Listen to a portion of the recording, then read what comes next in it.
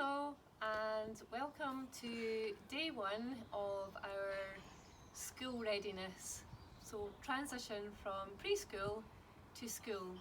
And the first stage we're going to talk about is gross motor skills. Now you might be thinking, why are we doing gross motor skills when we're going to school and it's all about reading and writing? But it's so important that we have all these prerequisite skills. So the skills we're talking about are jumping and hopping and standing on one foot and being able to walk along a line, having really good posture so that we're able to sit up at the desk, so that we can do things like our fine motor skills. We can stand on one foot to put our socks on. All these skills are essential building blocks. Now, just practicing these skills isn't much fun for a 4-year-old, and it's so much better if it's part of their play and part of the play that they've made up themselves. Now obviously we've made up a little game to show you, but you don't have to do it the same way, and it really just needs to be fun and exciting, and you're trying to incorporate those movements into the game. And James and I, this is the 5th time we've done this, and each time we have done it a different way, haven't we, James? Yes. So let's see what happens with this game this time. So we're going to swap places, and James is going to play and I am going to have the camera. Okay, right. So we were excited when we did it the first time round, James, so let's pretend that it's the first time that we've played this game. Yeah, so we have to, we're about trying to sneak into a pirate ship, but we don't want the pirates to get woken up, so we just want to quietly jump. 2 feet together. Nice and quiet. And what's the next one? 1 foot for 5 seconds, look around. So make sure nobody's following you. Other foot for 5 seconds, look around. And these lines here are like lasers and it'll put an alarm off. Okay, so you've got to be so careful so you're not standing on the lines. And these ones will chop off your leg if you stand on them, but you also have to try and not hit the lines. Now this might be quite complicated for a 4-year-old, but you can make it a lot simpler So if you want. yeah, Just have the you lines. can just have these here. You just have one line to step over, but stepping over means that you're balancing on one foot, doesn't it? Okay, and we're on to the next part. So what's this bit of the game, James? So we're going to try and knock the trapdoor down so we can get into the trapdoor. So knocking the obstacles down so we can get into the trapdoor of the ship. Whoa, Right. Well done. Now just hold on while I explain this. So we've made these with plastic bottles. Obviously plastic is not brilliant for the environment, but we're recycling them and using them as Skittles. So you could just use that as a basic Skittles game. Put a little bit of water so they don't fly away with the wind. The more water you put in, obviously the harder it is to knock them over. And you can use all different balls and bean bags for that different game. Okay, James.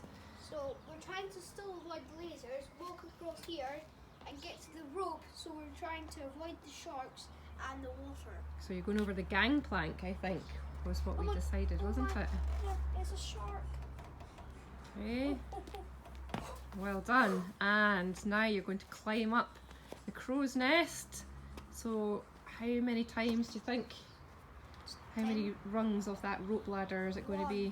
1, 2, 3, 4, 5, 6, 7, 8, 9, 10, 11. Oh, 11. Okay. Oh, bless you. And you're going to look out at the top of the crow's nest now, and we've got our telescope. So this is really good for practicing just using one eye. Oh, can you see me? Yes. Now what can you see? I see treasure. Treasure.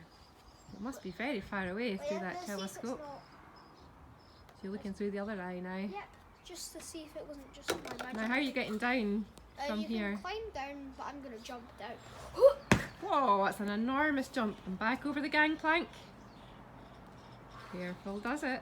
Now you can make the gangplank wider if it's a struggle to walk along this gangplank.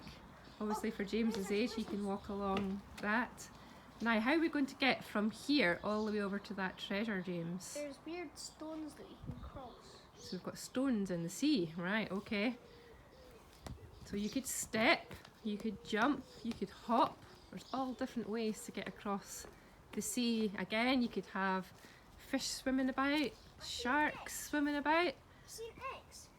And James has found an X. Now, you could get your child to make a mark before that. It's unlikely they're going to be able to do an X, although when you practice on cards and do kisses, sometimes children can do that. But you shouldn't expect that they would make a brilliant X at age 4. Now, the next game we've set up, we've got some rope in the garden, but you might want to use an old sheet or something that you can pull. And what we're looking for is one hand in front of the other. So we're pulling. You can weight this down to make it a little bit harder.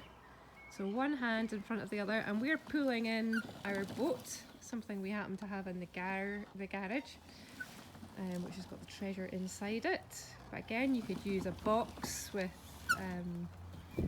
that's got a handle. Pulling in the boat. And what have you found in the boat, James? I found some bean bags. Is this supposed to be gold or bean bags? I don't know, what kind of treasure do you think it might be?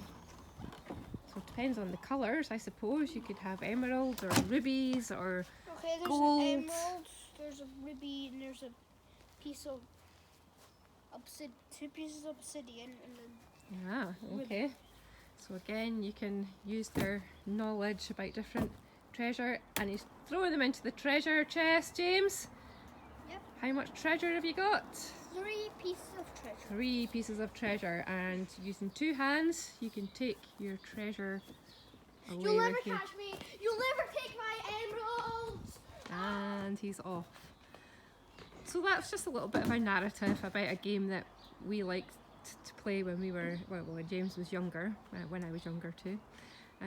But you can use anything that your child's interested in. In fact, it's better to use something your child's interested in, and really use that to engage them in play and to incorporate these different movements. It's great to get outside when you can, but you can obviously play these games inside as well. So it's great to see you again, and we'll be doing the next part on bilateral skills, so using your 2 hands, 2 feet together, and we'll see you very soon. Bye.